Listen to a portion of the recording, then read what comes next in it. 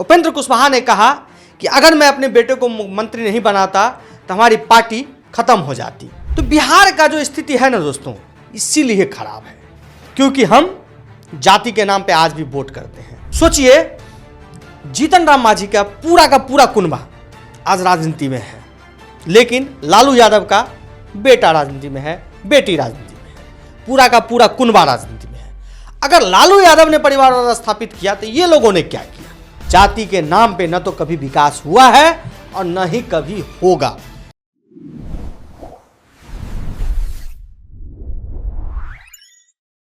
परिवारवाद के राजनीति से एनडीए भी नहीं बच पाए।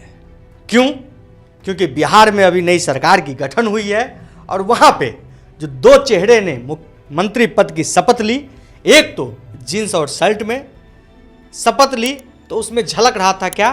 परिवारवाद। जब मीडिया उनसे सवाल पूछती है कि क्या यह परिवारवाद नहीं है, आपको मंत्री कैसे बनाया गया, तो मंत्री महोदय कहते हैं ये सवाल आप मेरे पिताजी से कीजिए। मेरा चयन क्यों किया गया इसका जवाब तो मेरे पिताजी दे पाएंगे।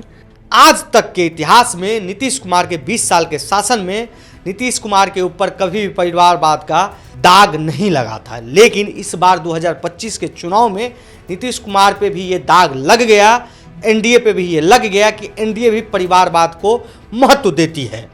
अगर परिवारवाद को एनडीए महत्व नहीं देती, उपेंद्र कुशवाहा की पार्टी, जो एक क्षेत्रीय पार्टी जो जाति के नाम पे पार्टी चलाते हैं, उनके बेटे को बिना चुनाव लड़े मंत्री बना दिया जाता है।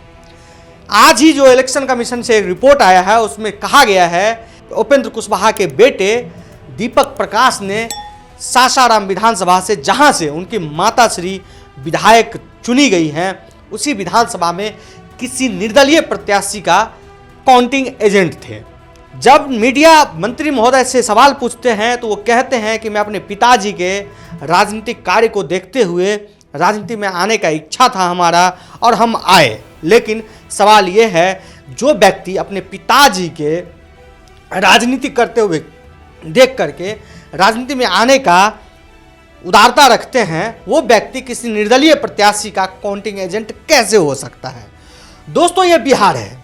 यहाँ पे जो भी नेता बनता है अपने जात की राजनीति करता है, अपने क्षेत्र की राजनीति करता है, फिर बाद में परिवारवाद सिमट जाता है। कहता क्या है? उपेंद्र कुशवाहा ने कहा कि अगर मैं अपने बेटे को मंत्री नहीं बनाता तो हमारी पार्टी खत्म हो जाती। अब मेरा मानना है कि उनके जो विधायक चुन के आए हैं, क्या है उनके कार्यकर्ताओं में किसी में काबिलियत नहीं थी कि उनको मंत्री बनाया जाए? मधुबनी से, इनके ही पार्टी से चुने गए माधव आनंद हैं, जो एक प्रतिष्ठित संस्थान से पढ़े लिखे हैं, एक प्रतिष्ठित ऑर्गेनाइजेशन में काम किए हुए हैं, क्या वह व्यक्ति मंत्री नहीं बन सकता था? लेकिन यह बिहार है। यहाँ पे आपको अगर राजनीति करना है तो आप क्या कीजिए, अपने जाति के नाम पे राजनीति शुरू कीजिए, एक छोटा सा पार्टी बनाइए, उसके बाद उसमें अपने बेटे को, अपनी पत्नी को विधायक बनाइए, खुद तो राज्यसभा सांसद है ये जी। तो बिहार का जो स्थिति है ना दोस्तों, इसीलिए खराब है क्योंकि हम जाति के नाम पे आज भी वोट करते हैं। इस बार भी 2025 का परिणाम जो आया है, हो सकता है लोगों ने मोदी नीतीश के नाम पे वोट किया हो, लेकिन उपेंद्र कुशवाहा जैसे पार्टी जो एनडीए में जा करके, गठबंधन में जा करके, एनडीए गठबंधन में वहाँ से सीटें जीत करके आती है, लेकिन जो चुनाव जीत करके आते हैं वो मंत्री नहीं बनते हैं। बनता कौन है? उनका बेटा, जिसको राजनीति से कभी कोई मतलब नहीं रहा हो, जिसे लोग बिहार में जानता तक न हो, जिसे बिहार का नॉलेज क्या हो वो कौन जानता है, पता नहीं। लेकिन परिवारवाद को स्थापित ये लोग करते हैं। बार बार लांछन लगता है लालू यादव के परिवारवाद पे, लेकिन अगर लालू यादव ने परिवारवाद स्थापित किया तो आज उपेंद्र कुशवाहा ने भी वही किया और एनडीए ने भी वही किया। अब आते हैं जीतन राम मांझी पे। जीतन राम मांझी खुद केंद्रीय मंत्री, एक जाति के नाम पे पार्टी बनाता है। नीतीश कुमार जब चुनाव 2014 में हार जाते हैं केंद्र का चुनाव, तो अपना नैतिक हार को मानते हुए जीतन राम मांझी को मुख्यमंत्री बना देते हैं। मुख्यमंत्री बनने के बाद जब 2015 का चुनाव फिर से होता है, फिर से नीतीश कुमार मुख्यमंत्री बन जाते हैं। 8-9 महीने के मुख्यमंत्री कार्यकाल में जीतन राम मांझी एक नया चेहरा हो जाता है जाति के नाम पर राजनीति करने वाले। जो मुसहर समाज से आते हैं। उसके बाद धीरे धीरे अपने परिवार को राजनीति में लाते हैं, अपने परिवार को, अपने समधन तक को 2025 के चुनाव में टिकट दे देते हैं और वो जीत करके चुनाव आ जाती है। लेकिन जो परिवार से चुनाव जीत करके आए हैं उसको भी मंत्री नहीं बनाते हैं। मंत्री उसको बनाते हैं जो चुनाव नहीं लड़ा। जो चुनाव नहीं लड़ा उसकी पत्नी चुनाव लड़ी और चुनाव जीत गई, उसको भी मंत्री नहीं बनाते हैं। बनाते हैं किसको? अपने बेटे को। क्योंकि ये परिवारवाद स्थापित कर रहे हैं ये लोग। कहते हैं दूसरे को कि बिहार में परिवारवाद स्थापित किया हुआ है। दोस्तों सवाल तो है और लाजमी है, ये छोटे छोटे पार्टियां, ये बड़े बड़े पार्टियां जो पार्टी के नाम पे परिवारवाद स्थापित करते हैं, ये कभी बिहार का भला नहीं सोच सकते हैं। ये कभी भी बिहार का विकास नहीं होने देंगे, क्योंकि जो मंत्री बना है वो लोग कभी नहीं विकास कर सकता है। अगर बिहार को जरूरत है तो ऐसे मंत्री का, एक ऐसे कैबिनेट का जो कैबिनेट समझ सके वहाँ के युवाओं का दर्द, वहाँ से पलायन करने वालों का दर्द, वहाँ से बच्चों का दर्द, जो उसे क्या चाहिए।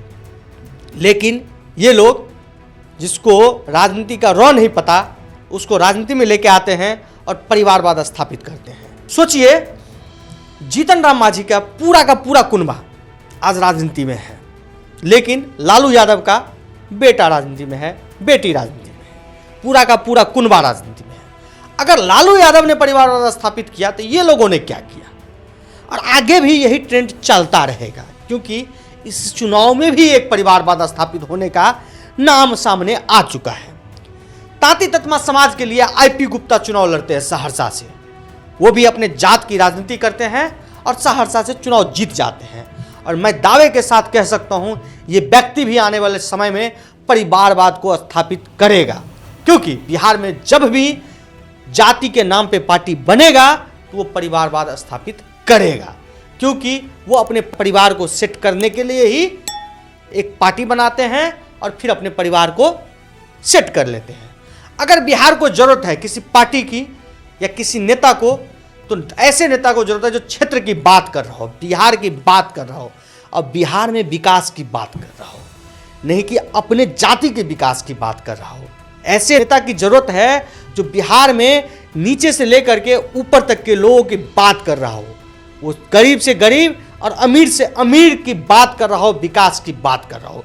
न कि ऐसे लोगों की जरूरत है जो अपने तांती ततमा समाज के लिए कोई बात कर रहा हो, कोई कुशवाहा समाज के लिए बात कर रहा हो, कोई मुसहर समाज के लिए बात कर रहा हो। बिहार में हर जाति के नेता की जरूरत नहीं है। अगर जरूरत है नेता की तो ऐसे नेताओं की जरूरत है जो बिहार की विकास की बात करे। जब तक बिहार में यह ट्रेंड चलता रहेगा तब तक बिहार का यही स्थिति रहेगा और बिहार से लोग ऐसे ही पलायन करते रहेंगे, क्योंकि जाति के नाम पे न तो कभी विकास हुआ है और न ही कभी होगा। इसलिए कि आपके सामने परिणाम है, आप खुद देख सकते हैं कि आपके सामने क्या परिणाम है। जो भी व्यक्ति जाति के नाम पे राजनीति करने आते हैं अपने परिवार को सेट कर लेते हैं, कहते हैं हमें दूसरे पे भरोसा नहीं है।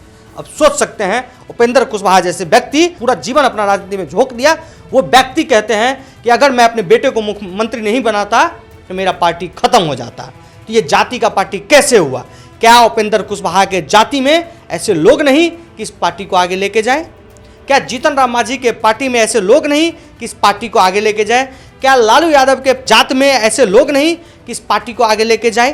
ये सभी ने यही काम किया, अपने जात के नाम पे राजनीति शुरू किया और अपने परिवार को सेट किया। और आने वाले टाइम में ये आईपी गुप्ता भी यही करेंगे।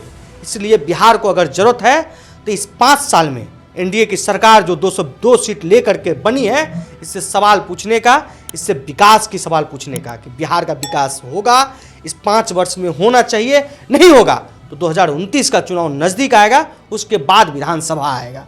दोनों में लोगों को जवाब देना चाहिए।